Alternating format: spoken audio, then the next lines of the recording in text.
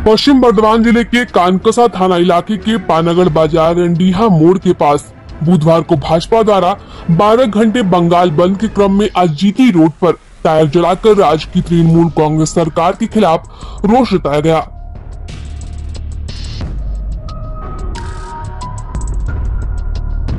इस दौरान मौजूद भाजपा के जिला नेता से लेकर पंचायत सदस्यों से लेकर अन्य नेताओं और कार्यकर्ताओं ने कोलकाता आरजी के अस्पताल की घटना और राज्य की पुलिस के खिलाफ जमकर विरोध जताया। एक जुलूस भी निकाला गया और जुलूस पानागढ़ बाजार चौराहे पर पहुंची। यहां भाजपा के नेताओं ने पुनः जीटी रोड अवरोध कर दिया। मौके पर काफी संख्या में मौजूद पुलिस ने अवरोधकारी भाजपा के जिला नेता रमन शर्मा समेत अन्य नेताओं को पकड़कर थाने ले गई।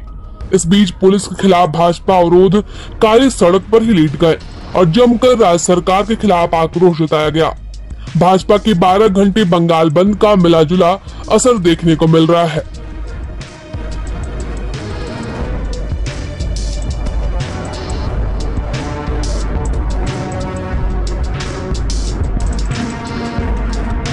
और भाजपा नेता और पंचायत सदस्य पंकज जायसवाल ने बताया कि राज्य सरकार की तृणमूल कांग्रेस सरकार के खिलाफ आज 12 घंटे बंगाल बंद का मिलाजुला असर देखने को मिला। आज हम लोगों द्वारा जीटी रोड अवरोध करने पर जबरन पुलिस ने आकर हम लोगों को सड़क से हटाकर थाने ले गई।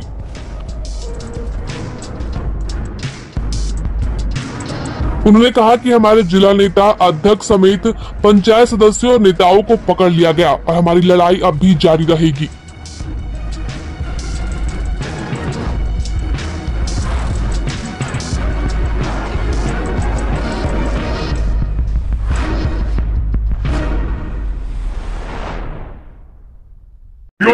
তৃণমূলের একটা অংশ আমরা দেখছি রাজ্যসভার সাংসদ তারা মমতার এই অত্যাচারের বিরুদ্ধে তারা রুখে দাঁড়িয়েছে, প্রতিবাদ দিয়েছে, তাদের পথ খুঁজেছে।